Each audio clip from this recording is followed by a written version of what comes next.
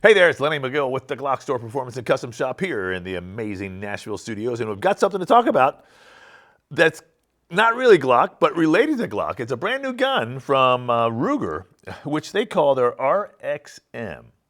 If you look at the box, it's Ruger has collaborated with Magpul to produce a Glock clone, I hate to say it, with a lot of extra features. And it's pretty cool. And I thought, you know what? It's close to Glock. It's kind of wants to be a Glock, but it's got some neat features. And I think it's something that you really should look at and be aware of because it's brand new. And this is basically it as it came. There's not many out there yet, but we do have one for display. And I thought, you know, let's do a video on it real quick and do somewhat of a disassembly, reassembly. Now, as you can say, or as you can think, as you can imagine, it is a Glock clone. It's exactly the same size as a Glock 19, righto? And it's got a Gen 3 frame, and of course what they have done is remove the trademark hook that Glock is their trade dress. That's really what they have, established their frame to look like. So you can make a clone of a Glock, but you can't have that, which is pretty interesting. So here it is without that. But they have done some other nice things on the frame. It has a nice little texture to it. Has a neat little cutout here for your finger, which I think is pretty cool. Slide looks good. It's got, of course, your front serrations, and it's got an MOS cutout, or I don't know if I should call it MOS. That may be Glock's trademark as well. But it is an optic cutout that is unique and special. So before we go too deep into the gun, let's talk about that optic cutout.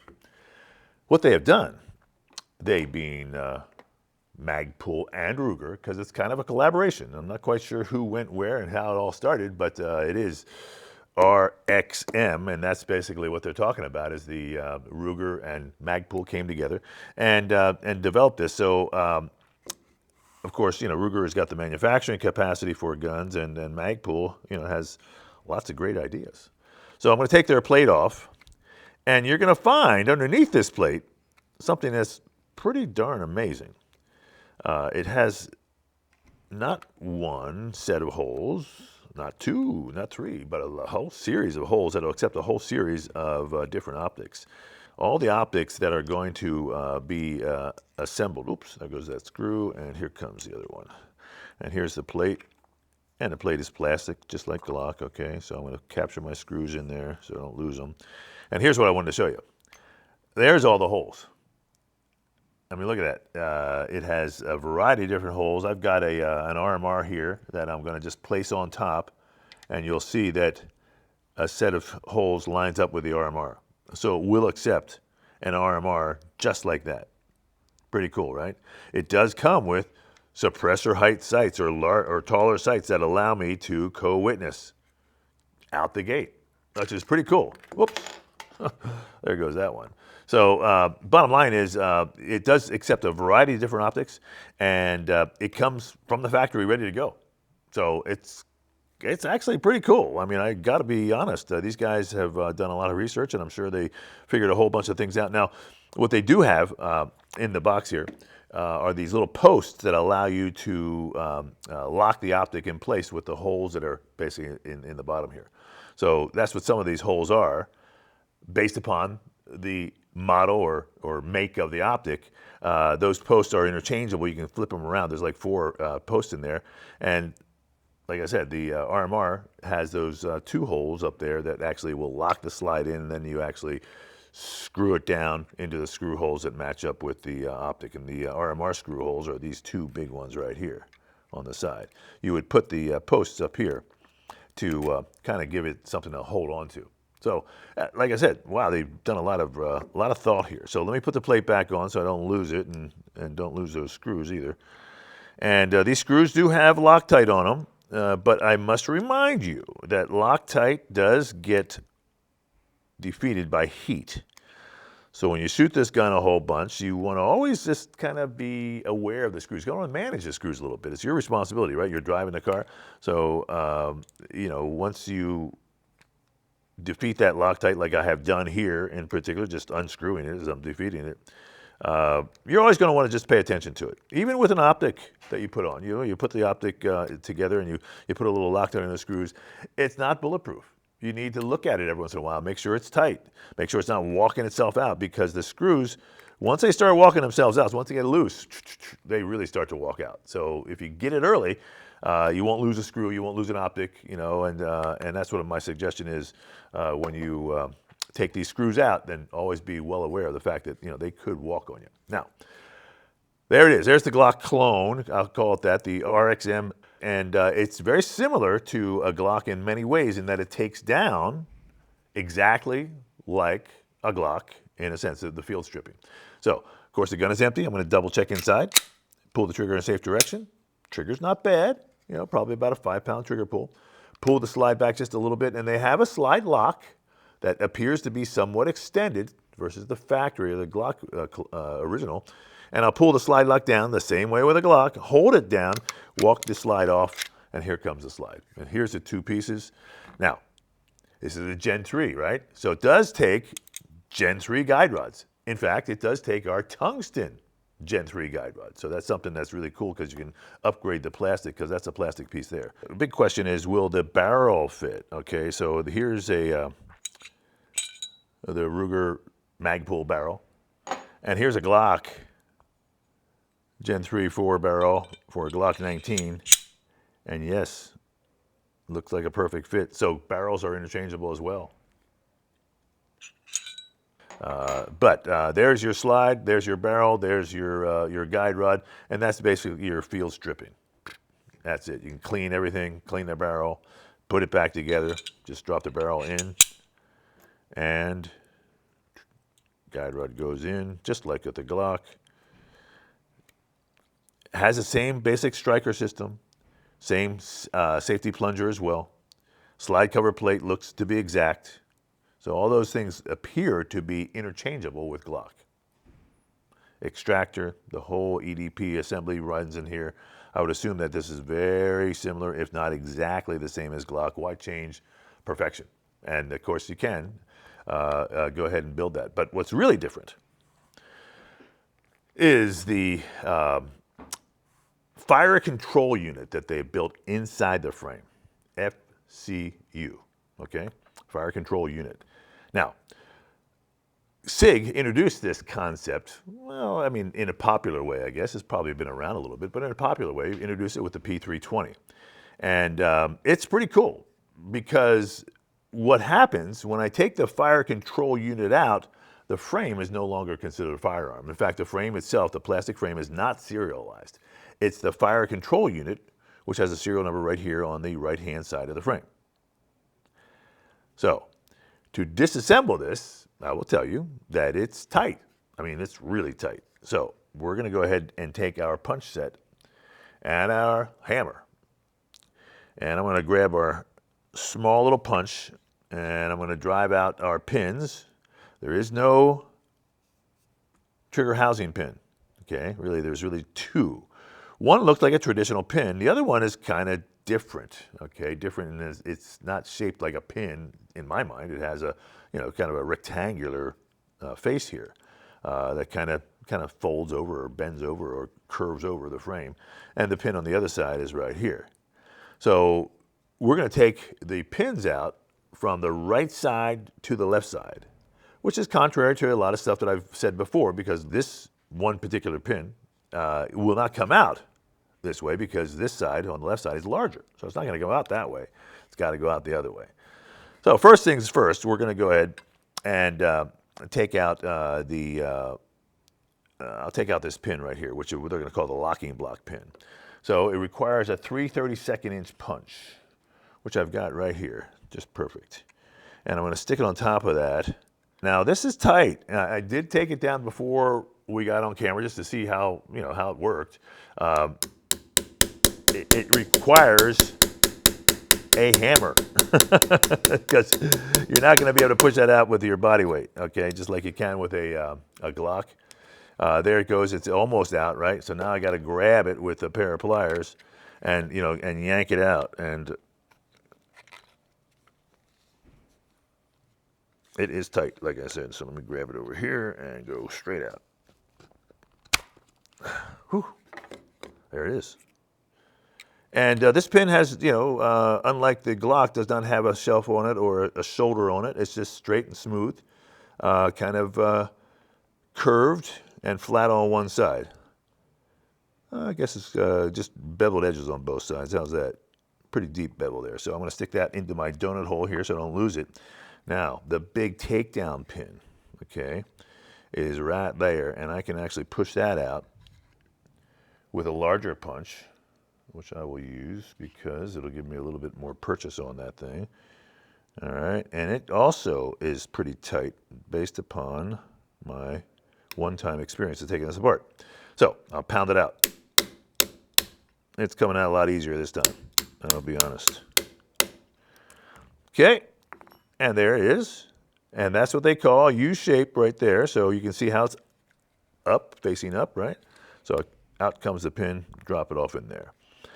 Now, what's interesting is the slide lock, although it's basically the same as a Glock, and the slide lock spring, also the same as a Glock Gen 3, 19 exactly. It actually locks the locking block and rail system into the frame as well. So I need to remove that before I can take this whole fire control unit out.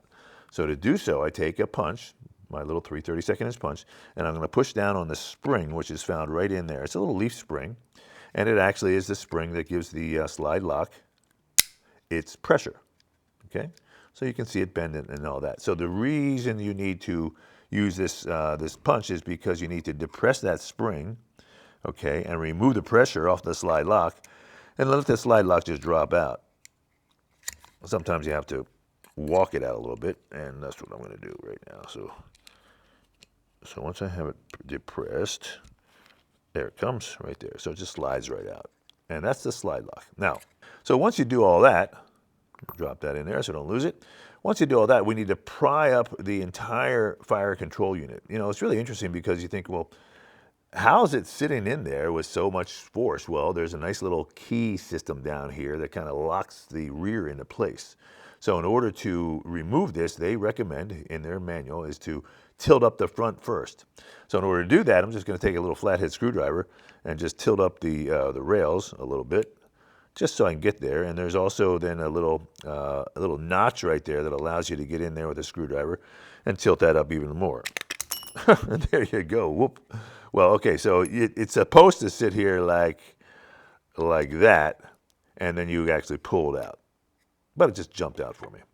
And like I said, it'll get looser and looser the more times I take it apart. Now, this, amazingly enough, is considered a firearm, okay? It is a serialized part. Boom, right there. Pretty phenomenal. The trigger lives inside here with these pins. There's a pin right here that's locking the trigger in place. It's also locking the slide stop in place. Got it? There's also a pin right here that locks the entire trigger housing in place. So it's kind of a unique looking trigger housing. It looks very much like a Glock on top, but over here it's got some wings on it that actually help it capture itself inside of the FCU. So what's fascinating in a couple ways to me. One, the serial number says Ruger, okay, Arizona, USA, right? That's who manufactured it. There's the serial number. And the frame says Magpul. So it doesn't have, it just has a Magpul logo. It doesn't say Magpul, but that's the Magpul logo. But on the outside of the frame, I don't really see anything that says Ruger. However, the fire control unit, which again is the firearm, is identified as a Ruger part. So you can see that everything's kind of locked in place here with these two pins. I'm not going to take these apart right now. I don't need to. But the connector is basically the same. The trigger is basically the same as a Glock Gen 3. And they could easily be replaced, if you so desire, by removing these pins and putting them back in there, which doesn't look like a big deal because the only thing that's really different here in my mind, besides the fact that the locking block is part of this fire control unit, the only thing that's really different is that this trigger housing is got some extra space on it on both the top down here and up here on the bottom down here, excuse me, the bottom and the top, that kind of help lock it in. So it's not really a standard trigger housing. So you can see that's extra plastic right here, and it's extra plastic right there, which enables it to be captured by this stamped metal FCU, which again is the fire control unit. And it is stamped.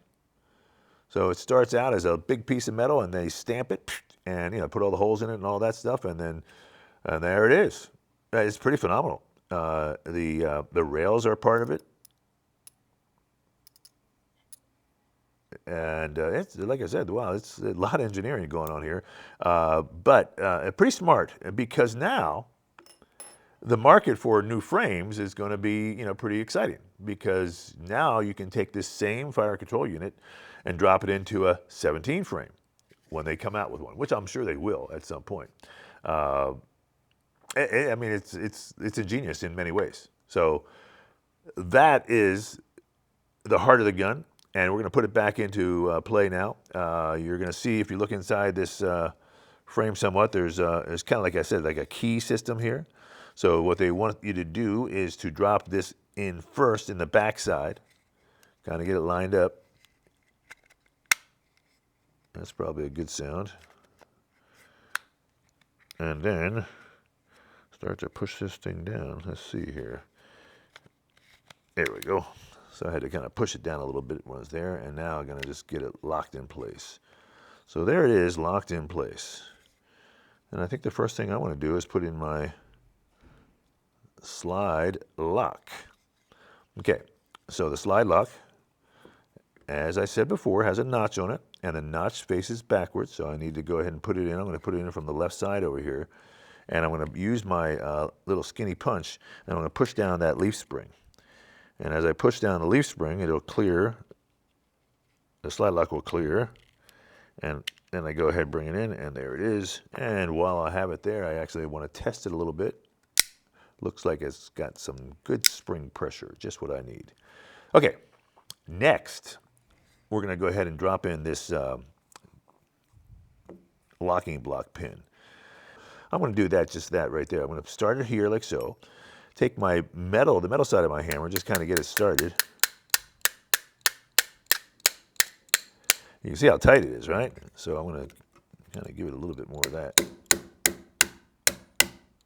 It is tight. Now it's getting close to that spring, so I'm going to just go in here with my finger and just push that spring down just to make sure, just so I feel good about it, and I can really wail on this thing a little bit.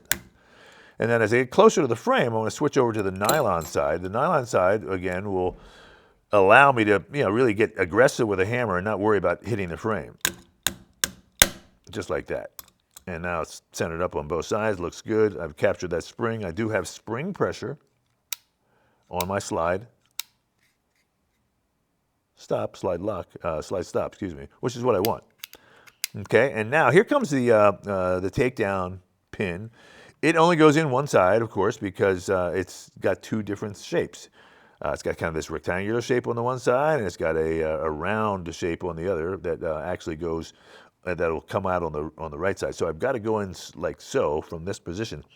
And this is going to lock this locking block in place. Now, when I get it started, okay, it's kind of tight, right? And it's supposed to be. So I'm going to turn it upside down, and I'm going to start to, punch on it a little bit. And there it goes. They do recommend, and I'm going to tell you the same thing, that you have to have this U shape up. That's how it works. That's how it goes. So as you get it started, you'll see that it just will find itself. And I turned a little bit on me. There we go.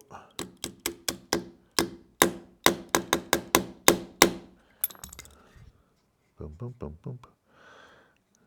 Okay, there it is.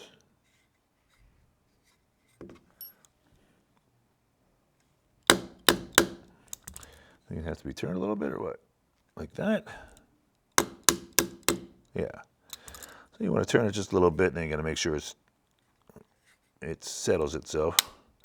And as you tap it in, it kind of turns itself, just like that. And it did. So that's what it wants to look like. It wants to be flush. Had to turn it a little bit just to get it past that crook in the back there. And then as soon as it kind of got closer, it just turned itself into the right spot. So again, that's what's nice about the nylon hammers. I can sit there and beat on it all day long, and I'm not going to go ahead and destroy or damage the frame at all or mar it up with the steel tip. All right, so there it is. There's all the pieces assembled. Now it's just put the slide back on. The slide, of course, is just like a Glock. You just find those rails. There it is right there. Make sure I'm locked up. Okay, and feels good. Okay, so it's a Glock clone. It's not a Glock, but it's got some neat features to it. Certainly, the fire control unit is unique in a sense that it is incorporating some of the modern technology into, one of the most popular handguns ever developed, that being the Glock. Okay, this is a Glock Gen 5 19. This is a new RXM Ruger. Magpul, I guess. I guess it's really going to be called a Ruger because it's being sold by Ruger, and it's got the really the Ruger name on the serial number, and they are the firearms manufacturer. I think Magpul is probably involved in the intellectual property side of it, where they're helping the design, and probably went to Ruger and said, "Hey, I've got this idea, and can you help us implement it?" And sure enough, this will be one of the hot tickets at the SHOT Show, I bet, because the price point on this is pretty darn low. It is lower than the Glocks, and their optic footprint cutout is kind of unique too, in the sense that it gives you a lot of choices with just one cut. And of course, it comes with 2 of the Magpul Glock clone magazines. All right, they fit. So your question may be, well, will Glock factory magazines fit? And the answer is yes, just like so. In fact, I think they almost fit a little better. So, of course, we sell Glocks, and we'll be selling these as well. But what's really cool is some of the Glock parts and pieces will fit inside here. So you can certainly mix and match and get this thing to be the best choice for you. It's RXM from Ruger. And, a lot of people are going to say to me, well, why are you doing that? Because you're the GlockStore. And I thought, well, this is pretty darn close to a Glock. And they're kind of, nipping at Glock's heels, just like the rest of the world has done for 20 or 30 years. But this is a pretty good rendition. And I'd say it's worth looking at. I'm Lenny McGill. This, of course, is the GlockStore here in Nashville, Tennessee. If you're ever in Nashville, come see us. We're about 2 miles from the airport. People come in here all the time with their suitcases. They just got here, or they're on the way home. They get dropped off by Uber or Lyft, and they go ahead and spend a couple hours here and then take a Lyft back to the airport and get out of town. But bottom line is we love seeing out-of-town visitors. We love seeing our Nashville visitors. The store is great. The customers are great. We really have some great people walk in here and really appreciate it. Thank you for watching. Thank you for being part of our YouTube channel, and subscribe because there's more videos on the way. I'm Lenny McGill. We'll see you next time.